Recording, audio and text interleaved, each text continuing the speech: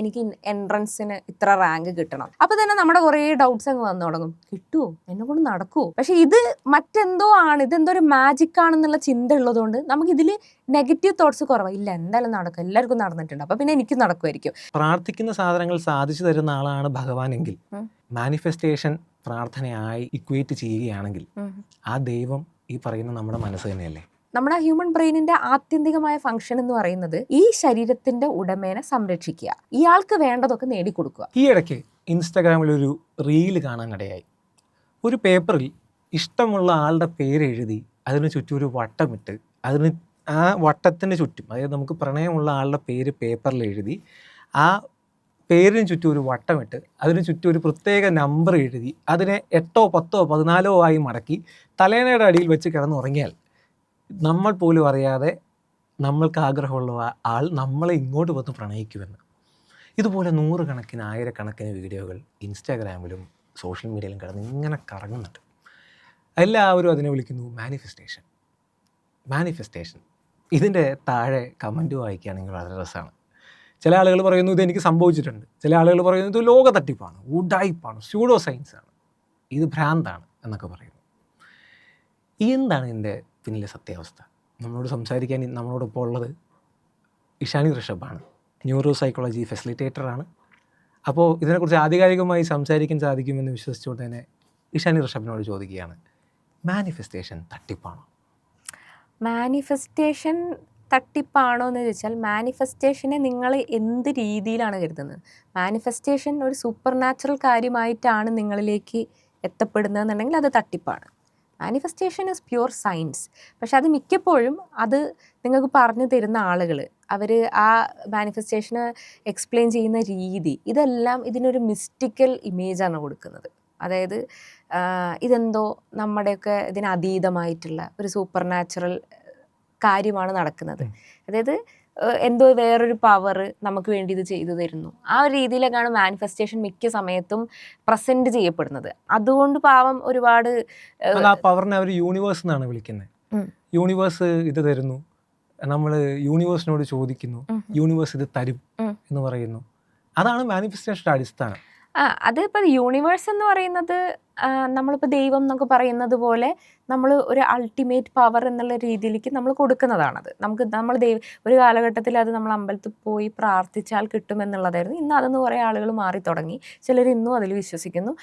ഇന്ന് അതിന് കുറച്ചും കൂടെ ഒരു മോഡേൺ നെയിം, അതായത് എനിക്ക് തോന്നുന്നൊരു യൂണിവേഴ്സൽ നെയിം അങ്ങനെ വേണമെങ്കിൽ പറയാം.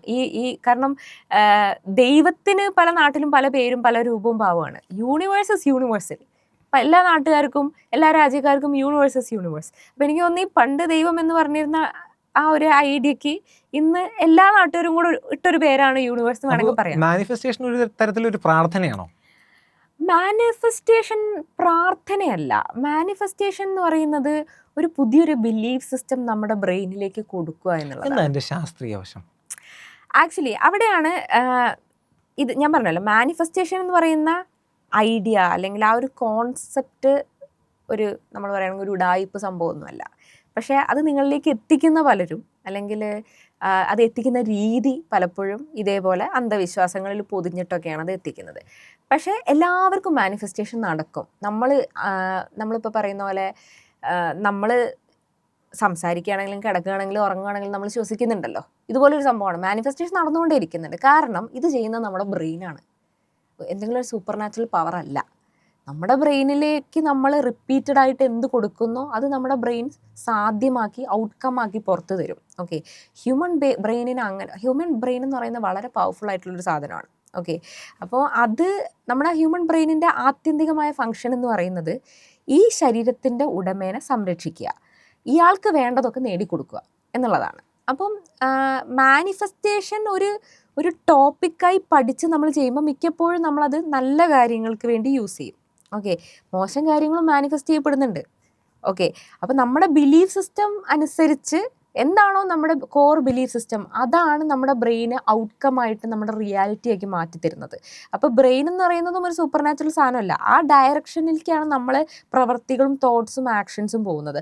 അപ്പോൾ അതൊരു ഔട്ട്കമായി മാറുന്നു. അത് നല്ല ബിലീഫ് സിസ്റ്റത്തിൽ നിന്നാണ് വരുന്നതെങ്കിൽ അത് നല്ല ഔട്ട്കം ആവുന്നു, മോശം ബിലീഫ് സിസ്റ്റത്തിൽ നിന്നാണ് വരുന്നതെങ്കിൽ അത് മോശം ഔട്ട്കം ആവുന്നു. അപ്പോൾ ഞാൻ ചോദിക്കട്ടെ, ഇത് വെറുതെ ഇരുന്ന് ചിന്തിച്ചാൽ ഈ കാര്യം നടക്കുമെന്നാണോ? അതായത് ഞാനിപ്പോൾ ഇരുന്ന് ആലോചിക്കുകയാണ്, എനിക്ക് നാളെ ഒരു BMW കാർ വേണം, അല്ലെങ്കിൽ എനിക്ക് കോട്ടയത്തുള്ള ഒരു പെൺകുട്ടിയെ കല്യാണം കഴിക്കണം എന്നൊക്കെ ഞാനിങ്ങനെ ഇരുന്ന് ആലോചിക്കുകയാണ്. അതായത് ഇത് വ്യക്തമായ BMW കാർ, വ്യക്തത വേണം എന്നൊരു പറയുന്നുണ്ട്, കോട്ടയത്തുള്ള ഒരു പെൺകുട്ടി എന്നൊക്കെ പറയുന്നുണ്ട്.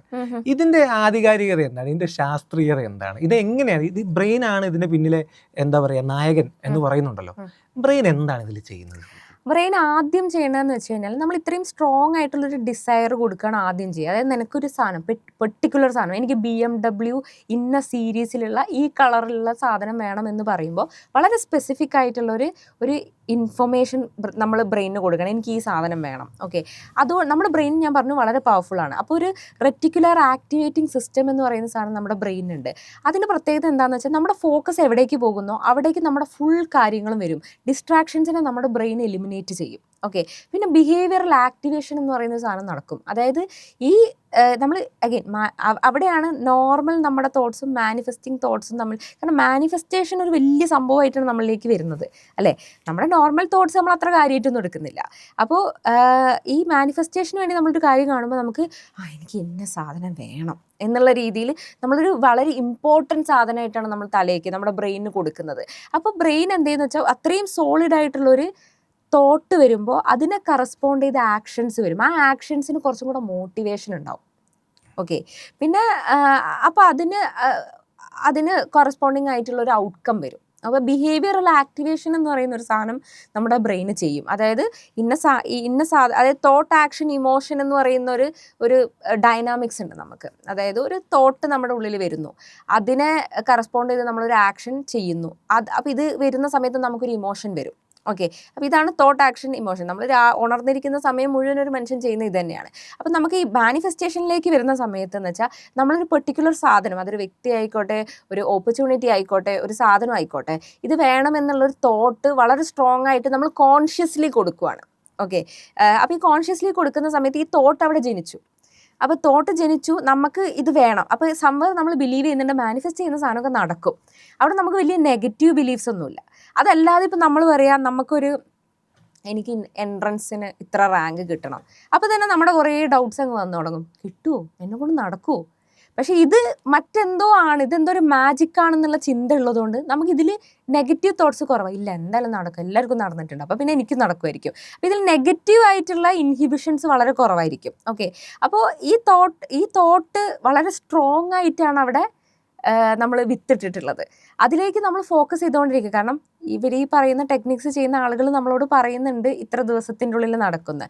പക്ഷേ ഈ ഇത്ര ദിവസം എന്ന് പറയുമ്പോൾ അധികം ഈ മാനിഫെസ്റ്റേഷൻ കോച്ചസ് ഒക്കെ പറയുന്ന ഒരു കാര്യം, നമ്മൾ കുറച്ച് കാര്യങ്ങൾ ഇതിനു വേണ്ടി ചെയ്യണം. ചിലപ്പോൾ അഫർമേഷൻസ് ആയിരിക്കും. അതായത് ഒരേ കാര്യം, അതായത് I on A BMW car in this particular series in this colour. ഇത് നമ്മൾ നിരന്തരം എഴുതുമ്പോൾ നമ്മുടെ ബ്രെയിനിൽ ന്യൂറോപ്ലാസ്റ്റിസിറ്റി എന്ന് പറയുന്ന ഒരു സാധനം നടക്കുന്നത്. നമ്മുടെ ബ്രെയിനിനെ ചേഞ്ച് ചെയ്യാനുള്ള നമ്മുടെ ബ്രെയിനിൻ്റെ കഴിവിനെയാണ് നമ്മൾ ന്യൂറോപ്ലാസ്റ്റിസിറ്റി എന്ന് പറയുന്നത്. അതായത് ഒരു കാര്യം നമ്മൾ റിപ്പീറ്റഡ്ലി പറഞ്ഞു കഴിഞ്ഞാൽ അതിനുവേണ്ടി പുതിയൊരു ന്യൂറൽ പാത്വേ തന്നെ ബ്രെയിന് സൃഷ്ടിക്കും. ഓക്കെ, അപ്പോൾ അത് സ്ട്രോങ് ആയി കഴിഞ്ഞാൽ പിന്നെ നമ്മുടെ ആക്ഷൻസ്, നമ്മുടെ ചിന്തകൾ, നമ്മുടെ ഇമോഷൻസ് ഒക്കെ അതിലേക്ക് അലൈൻഡ് ആകും. ഓക്കെ, അപ്പോൾ BMW കാർ വേണമെന്നുള്ളപ്പോൾ പിന്നെ നമ്മൾ കിട്ടുന്ന ഓപ്പർച്യൂണിറ്റി ഒക്കെ നമ്മൾ തന്നെ എടുക്കും. കാരണം എനിക്ക് BMW കാർ വേണമല്ലോ, എനിക്കത് കിട്ടാനും സാധ്യത ഉണ്ട്. അപ്പം ഞാൻ നെഗറ്റീവ് ചിന്തിക്കേണ്ട കാര്യമില്ല, കാരണം ഇത് യൂണിവേഴ്സാണല്ലോ ഏറ്റെടുത്തിട്ടുള്ളത്. എനിക്ക് എന്നെ വിശ്വസിക്കാനാണ് ബുദ്ധിമുട്ട്. പുറത്തൊരാളെ വിശ്വസിക്കാൻ നമ്മൾ കുറച്ചും കൂടെ വിശ്വസിക്കും. യൂണിവേഴ്സിനെ നമ്മൾ കാണുന്നില്ല, അതൊരു സുപ്പീരിയർ പവറാണ്. ചിലപ്പോൾ അത് ഉണ്ടായിരിക്കാം, ഞാൻ പറഞ്ഞ പോലെ ഒരുപക്ഷെ ദൈവത്തിന് യൂണിവേഴ്സലായി ലോകം നൽകിയൊരു പേരായിരിക്കാം അത്. ഓക്കെ, അപ്പം നമ്മൾ അങ്ങനെ നമുക്ക് നമ്മളെക്കാളും വിശ്വാസം മറ്റൊരു പവറിനെയാണ്. ഓക്കെ, അപ്പോൾ നമുക്ക് സാധിച്ചു തരുന്നുള്ള ഒരു ഉറച്ച വിശ്വാസമാണ്. ആ വിശ്വാസമാണ് മാനിഫെസ്റ്റേഷന്റെ അടിസ്ഥാനം. പക്ഷെ ഇതേ വിശ്വാസം തന്നെ നമ്മളിലും ഉണ്ട്. പക്ഷെ ചിലതൊക്കെ നെഗറ്റീവാ. അപ്പോൾ ചില ആളുകൾ പറയും ഞാൻ എന്ത് ചെയ്താലും എനിക്ക് നെഗറ്റീവേ വരുള്ളൂ. ഈ വിശ്വാസം നിങ്ങളിൽ ഉള്ളിടത്തോളം കാലം നമ്മുടെ ബ്രെയിൻ ഇത് പഠിച്ചുകൊണ്ടിരിക്കുക. Human beings are creatures of habits. Habits എന്ന് പറയുമ്പോൾ നമ്മൾ നിരന്തരമായി പറയുന്ന കാര്യങ്ങൾ, നിരന്തരമായി ചെയ്യുന്ന പ്രവർത്തികൾ, ഇതെല്ലാം ഈ പറയുന്ന പോലെ ന്യൂറൽ പാത്വേസ് ക്രിയേറ്റ് ചെയ്യും. ഏത് ന്യൂറൽ പാത്വേസ് ആണോ കൂടുതൽ ആക്റ്റീവ് ആ സൈഡിലേക്ക് നമ്മുടെ ആക്ഷൻസ് പോകും. അതായത് ഇപ്പോൾ ഒരാൾ പറയണേ ഞാൻ എന്ത് ചെയ്താൽ പുലിവാല് പിടിക്കും, ഇങ്ങനെ പറഞ്ഞുകൊണ്ട് ചിലപ്പോൾ 1-2 അനുഭവത്തിൽ നിന്നായിരിക്കാം അങ്ങനത്തെ ഒരു ചിന്ത വന്നത് എന്ന് വെച്ചിട്ട് നാലാമത് ചെയ്യുന്ന ഒരു കാര്യത്തിനും അങ്ങനെ സംഭവിച്ചോണമെന്നൊന്നുമില്ല. പക്ഷെ നമ്മളിത് നിരന്തരം പറഞ്ഞുകൊണ്ടിരിക്കുമ്പോൾ ഒരു ഓപ്പർച്യൂണിറ്റി വരുമ്പോൾ, ഒരു മൂന്നാമതൊരു ഓപ്പർച്യൂണിറ്റി വരുമ്പോൾ സ്വാഭാവികമായിട്ട് നമ്മൾ വിചാരിക്കും, കാരണം നമ്മൾ അതാ പഠിപ്പിച്ചു കൊടുത്തിട്ടില്ലേ, ഇപ്പോൾ ബ്രെയിനിലേക്ക് വേണ്ട കേട്ടോ ഇത് നീ പുലിവാല് പിടിക്കുവേ എന്നുള്ളൊരു സാധനമാണ് നമ്മുടെ ബ്രെയിന് തരിക അല്ലേ. അപ്പോൾ ബിലീഫ് സിസ്റ്റം, നമ്മുടെ സബ് കോൺഷ്യസ് മൈൻഡിൻ്റെ ബിലീഫ് സിസ്റ്റമാണ് മാനിഫെസ്റ്റേഷൻ അടിസ്ഥാനം. അതിന് എന്താ പറയുക, അതിനെ ഫെസിലിറ്റേറ്റ് ചെയ്യുന്ന ഒരുപാട് ഫങ്ഷൻസ് നമ്മുടെ ബ്രെയിനിനുണ്ട്. അതാണ് ഞാൻ നേരത്തെ പറഞ്ഞ റെറ്റിക്കുലാർ ആക്ടിവേറ്റിംഗ് സിസ്റ്റം എന്നൊക്കെ പറയുന്നതും, അതേപോലെ തന്നെ ഈ ന്യൂറോപ്ലാസ്റ്റിസിറ്റി, അതേപോലെ കൺഫർമേഷൻ ബയസ് എന്ന് പറയുന്ന ഒരു ട്രേറ്റ് നമ്മുടെ ബ്രെയിനിനുണ്ട്. അതായത് ഇപ്പോൾ നമ്മൾക്കൊരു കാര്യം വേണം, ഇപ്പോൾ ഞാൻ പറയുകയാണ് എനിക്കൊരു റെഡ് കളർ സ്വിഫ്റ്റ് എടുക്കണം, ഓക്കെ, ഞാനങ്ങനെ മനസ്സിൽ വിചാരിച്ച് പോയി കഴിയുമ്പോൾ പിന്നെ ഞാൻ കാണുന്നത് മുഴുവൻ റെഡ് കളർ സ്വിഫ്റ്റ് ആയിരിക്കും. അപ്പോൾ എനിക്കൊന്നു അയ്യോ ഞാൻ പറഞ്ഞപ്പോഴേ അത് കണ്ടു. അപ്പോൾ നിങ്ങൾക്ക് തോന്നുന്നുണ്ടോ ഞാൻ റെഡ് കളർ സ്വിഫ്റ്റ് എടുക്കണം എന്ന് തീരുമാനിച്ച സമയത്ത് കുറേ ആൾക്കാർ പോയി കാറ് വാങ്ങിച്ചതുകൊണ്ടാണ് എനിക്ക് കാണാൻ പറ്റുന്നത്? അല്ല, ആ കാറുകൾ മുന്നേയും അവിടെ ഉണ്ട്. പക്ഷെ നമ്മുടെ ബ്രെയിനിൻ്റെ ഇതാണ്, ഇനി റെഡ് കളർ സ്വിഫ്റ്റ് എന്നുള്ള ആ സീഡ് അത്രയും സ്ട്രോങ് ആയിട്ട് അവിടെ പാകി കഴിഞ്ഞു. അപ്പോൾ ഇനി ഫുൾ ഫോക്കസ് അതിലേക്കാണ്. അപ്പോൾ നമ്മൾ ഡിസ്ട്രാക്ഷൻസിനെ എലിമിനേറ്റ് ചെയ്ത് അതിന് മാത്രം കണ്ടു തുടങ്ങും. അങ്ങനെയെങ്കിൽ ഞാൻ ഒരു ഫിലോസഫിക്കൽ കാര്യം പറഞ്ഞോട്ടെ. എനിക്കിതിപ്പോൾ പറഞ്ഞു കേട്ടപ്പോൾ അതിൽ നിന്ന് തോന്നിയൊരു കാര്യമാണ്. ചില ആളുകൾ പറയുന്നത് കേട്ടിട്ടുണ്ട്, ഈ പ്രാർത്ഥിക്കുന്ന കാര്യങ്ങൾ സാധിച്ചു തരുന്ന ആളാണ് ദൈവം. ദൈവത്തിന് അങ്ങോട്ട് ഡെഫിനേഷൻ കൊടുക്കുന്നുണ്ട്. ഗീതയിൽ പറയുന്നുണ്ട് ഭഗവാനെ അന്വേഷിച്ച് എവിടെയും പോകണ്ട, നമ്മുടെ ഉള്ളിൽ തന്നെ ഭഗവാനുണ്ടെന്ന്. പ്രാർത്ഥിക്കുന്ന സാധനങ്ങൾ സാധിച്ചു തരുന്ന ആളാണ് ഭഗവാനെങ്കിൽ മാനിഫെസ്റ്റേഷൻ പ്രാർത്ഥനയായി ഇക്വേറ്റ് ചെയ്യുകയാണെങ്കിൽ ആ ദൈവം ഈ പറയുന്ന നമ്മുടെ മനസ്സ് തന്നെയല്ലേ? അതെ, നമ്മുടെ സബ് കോൺഷ്യസ് മൈൻഡാണ് നമ്മളെ എല്ലാം നേടിത്തരുന്നത്. ഓക്കെ, നമ്മുടെ സബ് കോൺഷ്യസ് മൈൻഡ് വളരെ സിമ്പിളായിട്ട് പറയുകയാണെങ്കിൽ നമ്മുടെ ബ്രെയിനിന് സത്യം പറഞ്ഞാൽ നമ്മൾ വേണ്ടത്ര ക്രെഡിറ്റ്സ് ഒന്നും കൊടുക്കുന്നില്ല. നമ്മുടെ ബ്രെയിനാണ് എല്ലാം ചെയ്യുന്നത്. നമുക്ക് വരുന്ന മോശം കാര്യങ്ങളും നല്ല കാര്യങ്ങളും ഒക്കെ നമ്മുടെ ബ്രെയിനിൻ്റെ കയ്യിലിരിപ്പ് പോലെയാണ് ഇരിക്കുന്നത്. പക്ഷെ പാവം ബ്രെയിനിൻ്റെ അവസ്ഥ എന്താണെന്ന് വെച്ചാൽ അതിന് തന്നെത്താനെ ഒന്നും ചെയ്യാനൊന്നും അറിയില്ല. നമ്മൾ എന്താണോ നിരന്തരം കൊടുത്തുകൊണ്ടിരിക്കുന്നത് അത് ബ്രെയിന് വിശ്വസിക്കും. പിന്നെ ആ രീതിയിൽ ബ്രെയിൻ അങ്ങ് വർക്ക് ചെയ്തോളൂ. അതായത് ഇതിനെ പ്രോഗ്രാം ചെയ്യുന്നത് നമ്മളാണ്. അതൊരു പക്ഷേ നമ്മൾ കേൾക്കുന്ന കാര്യങ്ങളായിരിക്കാം, നമ്മൾ വായിക്കുന്ന കാര്യങ്ങളായിരിക്കാം, നമ്മൾ ഇടപഴകുന്ന ആളുകൾ, അതിലൂടെ നമ്മളിലേക്ക് വരുന്ന ഇൻഫർമേഷൻസ് ആയിരിക്കാം. ഓക്കെ, അപ്പം ഇപ്പോൾ ഫോർ എക്സാമ്പിൾ ഹൊറർ സിനിമ സ്ഥിരമായിട്ട് കാണുന്ന ഒരാളാണെന്ന് കരുതുക. അപ്പം നമ്മൾ പുറത്തുനിന്ന് നമ്മുടെ ബ്രെയിനിലേക്ക് കൊടുക്കുന്ന ഇൻഫർമേഷൻസ് ഈ ഹൊറർ റിലേറ്റഡ് ആണ്. അത് സ്ഥിരമായിട്ട് കാണുന്ന ഒരാൾക്ക് സ്വാഭാവികമായിട്ടും ഇങ്ങനത്തെ എക്സ്പീരിയൻസിലേക്ക് അവരുടെ മൈൻഡ്, അവരുടെ ലൈഫ് ഫോക്കസ് ആവും. അപ്പം നമുക്ക് പലർക്കും കാണാൻ പറ്റാത്ത പല കാര്യങ്ങളിലേക്കും അവരെത്തും. അത് സത്യമാണോ ഇല്ലേ എന്നുള്ളത് അഗെയിൻ ഒരു ഡിബേറ്റബിൾ ടോപ്പിക്കാണ്. പക്ഷെ അങ്ങനത്തേക്ക് അവരുടെ കാര്യങ്ങളെത്തും. അപ്പോൾ ചില ആളുകൾക്ക് മാത്രം. അതേപോലെ തന്നെ നമ്മൾ ഭയങ്കര കോമൺ ആയിട്ട് കാണുന്നൊരു കാര്യമാണ് ഇപ്പോൾ സോഷ്യൽ മീഡിയ എങ്ങനെയാണ് നമ്മളെ ഇൻഫ്ലുവൻസ് ചെയ്യുന്നത്. നിരന്തരം ഒരു കണ്ടൻറ്റ് തന്നെ കണ്ടുകൊണ്ടിരിക്കുക, ഒരേ ടൈപ്പ് കണ്ടൻറ്റ് തന്നെ കണ്ടുകൊണ്ടിരിക്കുകയാണ്. അപ്പം നമ്മളെ ബ്രെയിൻ ആ രീതിയിലേക്ക് അങ്ങ് പ്രോഗ്രാംഡ് ആകും. ഓക്കെ, നല്ലതും ആകും മോശവും ആകും. പക്ഷെ നമ്മൾ മോശം വരുമ്പോൾ നമ്മൾ അതിന് കുറേ കുറ്റം പറയും, നല്ലത് വരുമ്പോൾ നമ്മളത് ക്രെഡിറ്റ് ഫുള്ളും നമ്മൾ ദൈവത്തിന്, യൂണിവേഴ്സിനൊക്കെ കൊടുക്കും. അപ്പോൾ ചുരുക്കത്തിൽ പറഞ്ഞു വന്നാൽ അസാധ്യമായ ഒന്നുമില്ല. ഇല്ല, ഹ്യൂമൻ ബ്രെയിനിന് അസാധ്യമായിട്ട് ഒന്നും തന്നെ ഇല്ല. കാരണം ഇന്നും നമ്മൾ ഹ്യൂമൻ ബ്രെയിനിന്റെ കപ്പാസിറ്റിനെ ഫുള്ള് പഠിച്ചിട്ടില്ല, പഠിച്ചുകൊണ്ടേ ഇരിക്കുകയാണ്. ഐൻസ്റ്റീൻ 10% മാത്രമേ ബ്രെയിൻ ഉപയോഗിച്ചിട്ടുള്ളൂ. ഒരു ഭയങ്കര ഒരു വണ്ടറാണ്. ഞാൻ ന്യൂറോ സൈക്കോളജി പഠിച്ച സമയത്താണ് ബ്രെയിനിനെ പറ്റി ഇത്രയും അറിയുന്നത്. ഭയങ്കര ഒരു വണ്ടറാണ്. Millions and trillions of functions at a time ചെയ്യുന്ന ഒരുപാട് ന്യൂറോണുകൾ, അവരാണ് നമ്മുടെ ജീവിതം നിശ്ചയിക്കുന്നത്. മനുഷ്യന്റെ ബ്രെയിൻ എന്ന് പറയുന്നത് ഒരു അത്ഭുത സൃഷ്ടി തന്നെയാണ്. ഭയങ്കര അത്ഭുതം. അപ്പോൾ മാനിഫെസ്റ്റേഷനെ കുറിച്ച് ഇഷാനി ഋഷഭ് പറയുന്നത് ഇതാണ്. അങ്ങനെയെങ്കിൽ ഇന്നു മുതൽ ഞാനും ചില മാനിഫെസ്റ്റേഷൻ പ്രാക്ടീസുകൾ തുടങ്ങാൻ പോവുകയാണ്. അത് സംഭവിക്കുമെന്ന് വിശ്വസിക്കട്ടെ. യൂണിവേഴ്സിനെ എല്ലാം അങ്ങ് അർപ്പിക്കുകയാണ്. നമുക്കും തുടങ്ങാം മാനിഫെസ്റ്റേഷൻ. യൂണിവേഴ്സിനാണോ ബ്രെയിനാണോ? അതൊരു നല്ല ചോദ്യമാണ്. ഞാൻ വിശ്വസിക്കുന്ന യൂണിവേഴ്സ് എൻ്റെ ഉള്ളിൽ തന്നെയാണെന്ന് ഞാൻ വിശ്വസിക്കുന്നു. എല്ലാവരും അങ്ങനെ തന്നെയാണ് വിശ്വസിക്കുന്നത് ഞാൻ വിചാരിക്കുന്നു. അതാണ് നമുക്കിപ്പോൾ ഇഷാനി ഋഷഭ് പകർന്നു തരുന്ന അറിവ്. അപ്പോൾ നന്ദി. Thank you so much. ഇതുപോലെയുള്ള വളരെ ഡിഫറെൻ്റ് ആയിട്ടുള്ള കണ്ടൻറ്റുകളും ഗസ്റ്റുകളുമായി വീണ്ടും നിങ്ങളുടെ മുമ്പിലേക്ക് എത്തുന്നതായിരിക്കും. എല്ലാവർക്കും അറിയാവുന്നതുപോലെ നമ്മുടെ ചാനൽ കാണുന്നതിൽ 80% ആളുകളും ഇപ്പോഴും നമ്മുടെ ചാനൽ സബ്സ്ക്രൈബ് ചെയ്തിട്ടില്ല. നിങ്ങളുടെ സ്നേഹവും നിങ്ങളുടെ സപ്പോർട്ടും നമുക്ക് വേണ്ടത്. ഞങ്ങൾക്ക് ഇപ്പോൾ ആവശ്യം സബ്സ്ക്രിപ്ഷനായിട്ടാണ്. നിങ്ങളുടെ വീഡിയോയുടെ തൊട്ട് താഴെ ഒരു സബ്സ്ക്രൈബ് ബട്ടൺ ഉണ്ട്. അതിലൊന്ന് അമർത്തുക എന്നുള്ളത് മാത്രമാണ് നിങ്ങൾ ചെയ്യേണ്ട, ഞങ്ങൾക്ക് വേണ്ടി നിങ്ങൾ ചെയ്യേണ്ട സ്നേഹം. അതാണ് ഞങ്ങളുടെ ഏറ്റവും വലിയ സന്തോഷം. അത് ചെയ്യുമെന്ന വിശ്വാസത്തോടെ അവസാനിപ്പിക്കുന്നു. നന്ദി.